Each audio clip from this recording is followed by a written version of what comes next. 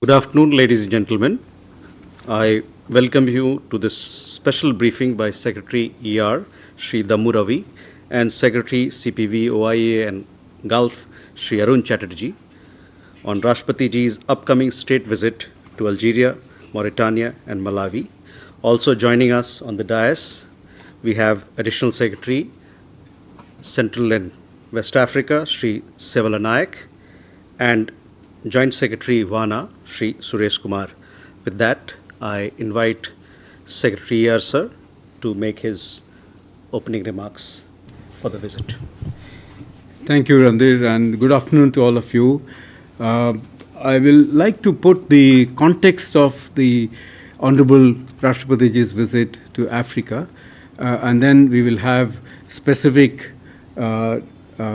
briefing by the Secretary CPV on Algiers, and thereafter I'll do on Mauritania and also Malawi. The importance of the visit has to be seen in the context of Africa as a continent and how India wishes to engage and looking at having a stronger partnership with Africa. It's a reflection of India-Africa growing partnership.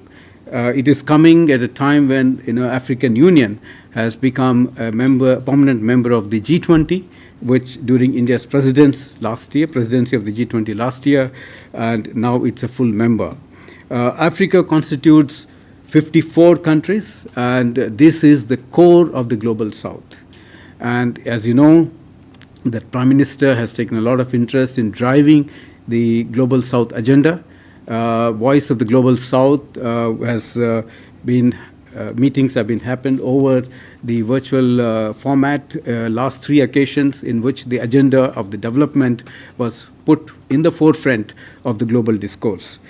Rising India in the 21st century, we believe that partnership with Africa is very, very important and very critical for our own growth and for the growth of the global South. It makes it very imperative for us. Africa, for another reason, is also very important. The partnership, because of diverse issues and areas, one of which is the diaspora presence. 3.2 million Indian strong diaspora is present in Africa. We have shared values with the continent in terms of the freedom, liberty, democracy, and people-to-people contacts. The economic partnership between India and Africa is growing. Trade is almost like $100 billion now, and annually, and investments are close to $70 to $80 billion. Several Indian companies are present across Africa. The development partnership is a very important component of our relationship with Africa, including the lines of credit, grants, and capacity building. Africa is mineral resource-rich continent. All that Indian industry requires for its growth. Also, the critical minerals is very important here. There have been several exchanges in the past, both at the head of state, head of government level. There have been several ministerial visits, official visits have been taking place. And in the context of the African Union becoming a permanent member of the G20, we need to work closely with the African Union and the African countries to drive the agenda of the development globally and also in the UN. Rashtrapati Ji's visit provides an opportunity to demonstrate demonstrate our commitment to strengthen our relationship with Africa even deeper. Thank you, and I'll ask my colleague Arun Chatterjee to talk about Algiers now. Thank you, Randhir. I also thank Secretary ER for giving a brief overview of India's relations with Africa. A very good afternoon to all friends from the media. I shall be briefing you on the upcoming visit of Honorable Rashtrapati Ji to Algeria, which will be the first country of her 3-nation state visit. At the invitation of President of People's Democratic Republic of Algeria, His Excellency Mr. Abdelmajid Tebboune, Honorable Rashtrapati Ji will be undertaking a state visit to Algeria from 13 to 15 October 2024. This will be the first ever visit by the President of India to Algeria, and a visit at the level of head of state or head of government after 39 years. Also, this visit would be taking place within a month after President Tebboun's swearing in for his second term in office. As Secretary Yar just mentioned, coming to the context of this visit, I will focus primarily on Algeria, and I want to stress that India and Algeria have very strong bonds of friendship. Our relations have been warm and cordial.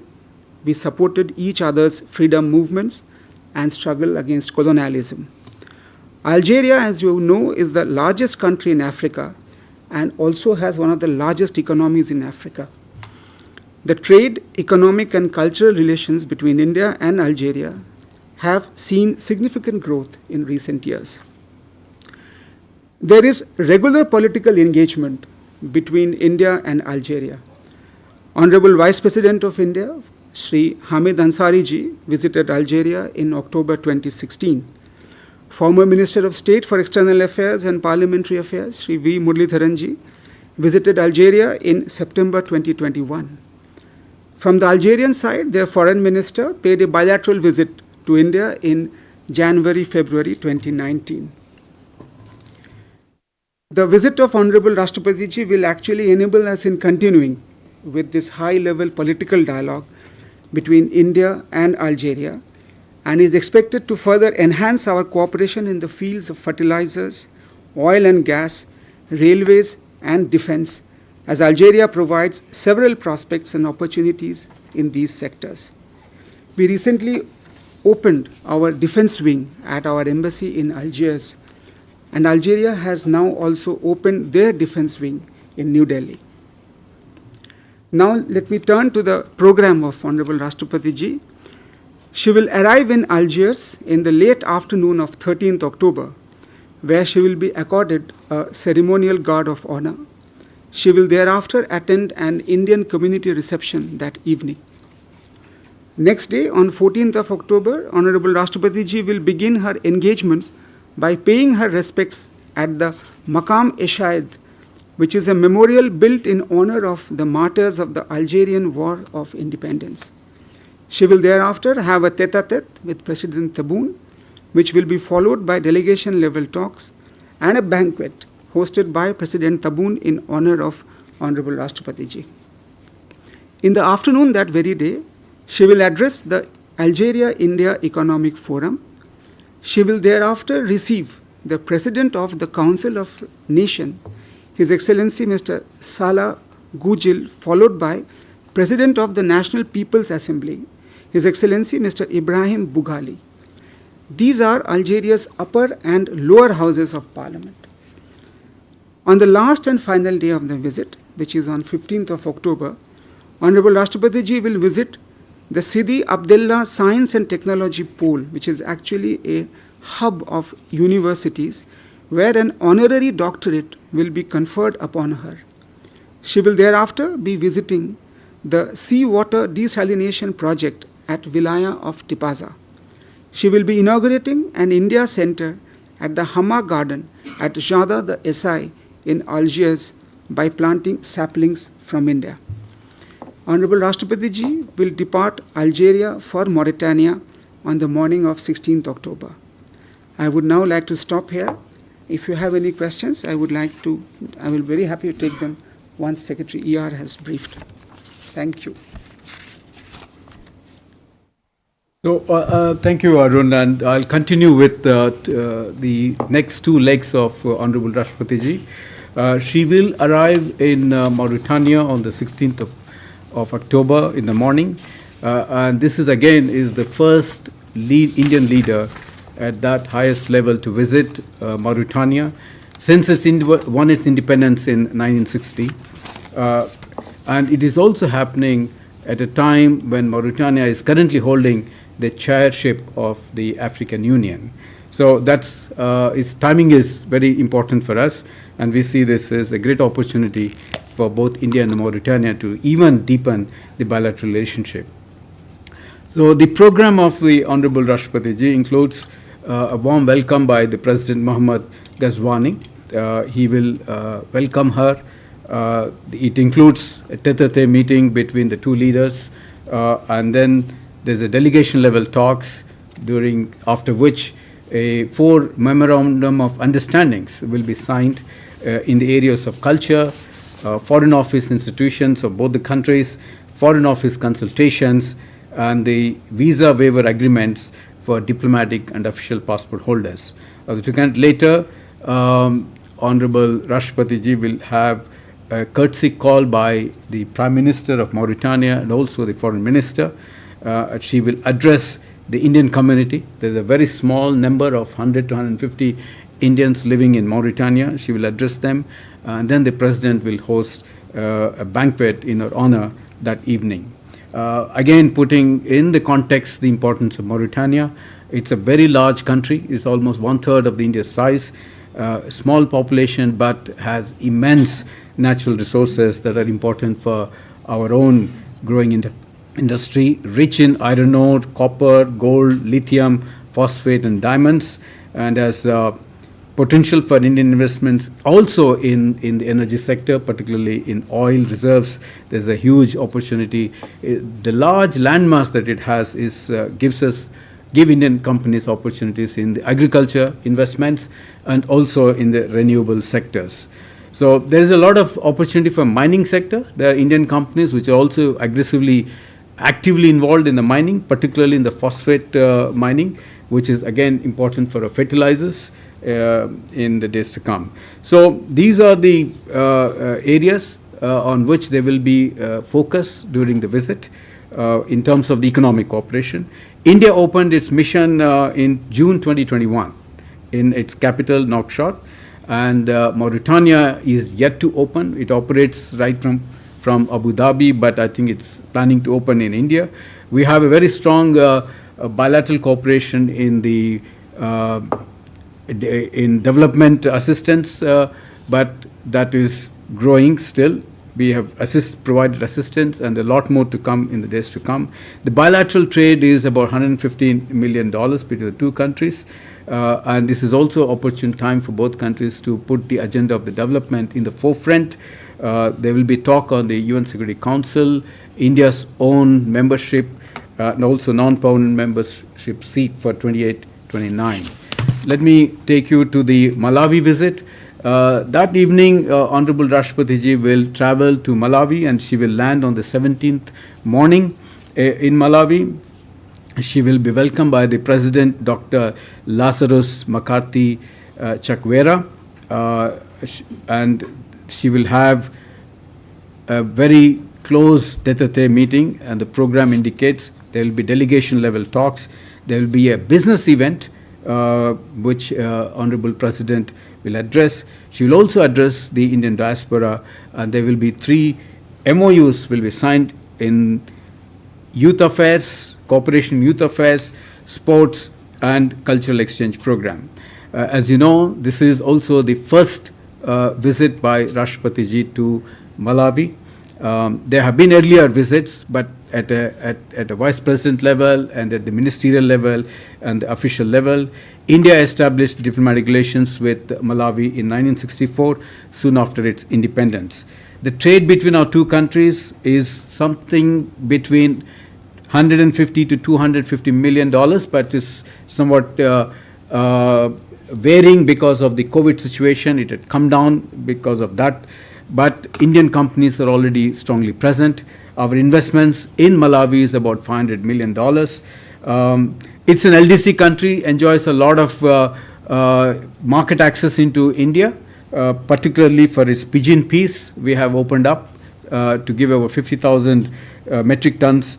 Also, Malawi is important in terms of its mineral resource rich country. It has several resources that are useful for our own industry. The timing of the visit is important, and I want you to note that it is the 60th anniversary of the establishment of the diplomatic relations between India and Malawi. So it's the visit also will reiterate the importance that India attaches to Africa, and not only within Africa but also bilaterally that we attach importance to Malawi. So in the development cooperation assistance, it's been a very strong so far. Almost like $400 million we have assisted to Malawi, ranging various sectors, sugar factory, fuel storage facility, the cotton ginneries, processing plants and capacity building. During the time, there will be announcements by Rashtrapati in 4 significant areas. Setting up of a permanent artificial limb fitment camp in Malawi, donation of 1,000 artificial limbs, handing over of 1,000 metric tons of rice to Malawi, as it recently was affected by El Nino there, and the soft launch of the Babatron cancer treatment mission to Malawi. In subsequent, also we will take the opportunity to have the announcement on the allotment of land for Indian Chancery building there. That will come up. Malawi is a very actively utilizing the ITEC program of India. About 1,100 ITEC scholarships we offer to the Malawi on an annual basis, and that's been very actively utilized. So the diaspora is strong. There are about 15,000 Indian diaspora in Malawi in various fields, and they're actively involved. So on the whole, the visit is an opportune occasion for deepening and strengthening India-Africa relationship in a broader context, but bilaterally and individually, we are focusing in even strengthening the relation with each of these African countries. I thank you, and if there are any questions, we will be on to answer. So, Yeshi? This is Yeshi Seli from the New Indian Express. So these 3 countries where the President is visiting have a fair amount of trade with India. Has the trade in local currencies started? Because a lot of African nations are trading in local currencies with India. Can you just throw light on that, please? Siddhant? Hi, sir. Siddhant from Vion. Sir, any of these 3 countries have shown interest in becoming member of the BRICS, and what is our stance? And the second question is, 2 countries where the President is going, Algeria and Mauritania, are members of the Organization of Islamic Cooperation, a grouping that is known for its anti-India stance. Now, how does India's engagement with these 2 countries helps, of course, us in terms of dealing with OIC's propaganda against India? Pranay? So Pranay Upadhyay from Amar Ujala, extending what Siddhant has asked. Last year, Algeria was disappointed by not being invited to join the BRICS, and there was some finger pointing towards India as well. Since President's visit is preceding the BRICS summit, so are we supporting Algeria's candidature and are we helping that? And another point on the India-Algeria relationship, recently the Algerian ambassador met the Indian Defense Secretary. What kind of defense cooperation possibilities we are looking at as far as India-Algeria relations are concerned?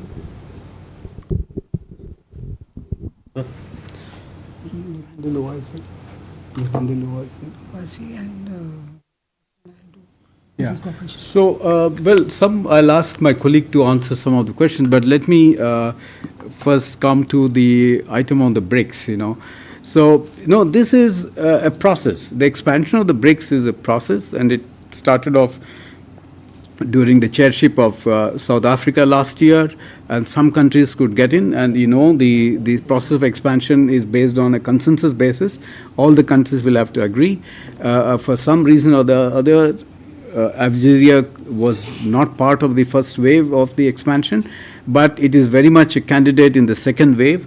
So we'll have to see how it goes. It's just not India supporting it. It's, I think, all the member countries will have to take a call as to who can come in this expansion of the BRICS. So we'll leave it at that because the Kazan summit is due on 22nd onwards. So the major decisions will be taken about the expansion in Kazan, where the Prime Minister will be representing the country. And so we will leave it at that. In terms of the local currency, as again I say, our effort has always been to bilaterally engage to get them to do trade settlement in local currency. This process is on. It will not happen overnight because there are all technical issues, the country's willingness and the community's interest. So it's a process. So, but we have been very successful with some countries in Africa. And some countries it's still in the process. Very much so, as I understand, countries in Africa are keen to look at alternatives, trade settlement in alternative currencies. UPI, for example, the Unified Payment Interoperability has become very attractive for many countries. So it's a work in progress. We should be able to engage with them more deeply on these concepts, particularly national currency trading and the UPI. We will get some clarity in course of time. I will ask my colleague Arun Chatterjee to answer the rest of the questions. Thank you. Yeah, first to address your question on defense cooperation. Defense is an evolving area of cooperation between India and Algeria and has been found to be one of the prospective fields where both sides can cooperate. What we are at this moment looking at is organization of training programs for Algerian defense personnel over here. We are looking at exchanges of visits at senior defense levels, defense exports from India to Algeria. Then we can have cooperation at the defense think tank levels on discussing research and other defense areas. We can have seminars between the defense personnel. We're also looking at bilateral joint exercises. It could be at the naval level, it could be at the armed forces level. So these are the areas which we are looking at this moment, and hopefully we should be able to concretize them in the coming days. As far as the issue of OIC is concerned, both at Mauritania as well as at the Algerian level, we have and taken up our concerns, and both are sympathetic and they are very much aware of our position on the issues that come up with OIC, and we have generally found support from both the countries on the matters that are sensitive to us. So this much as I can assure you. Thank you.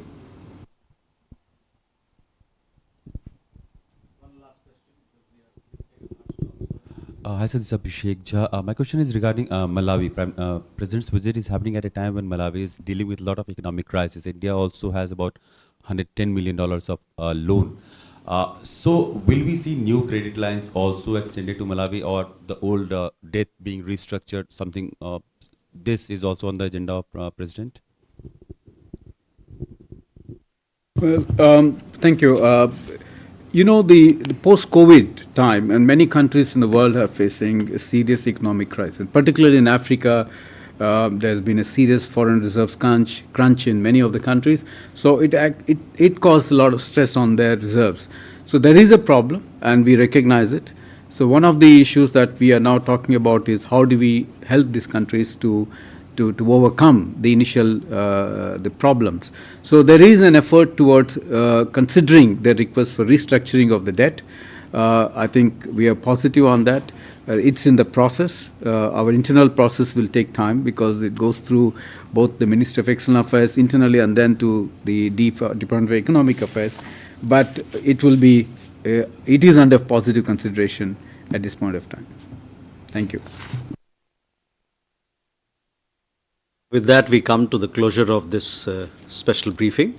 The visit begins on 13th, so please stay tuned with Ministry of External Affairs, social media handles, and also directly in touch with us to get more updates on the visit. Thank you very much. Thank you.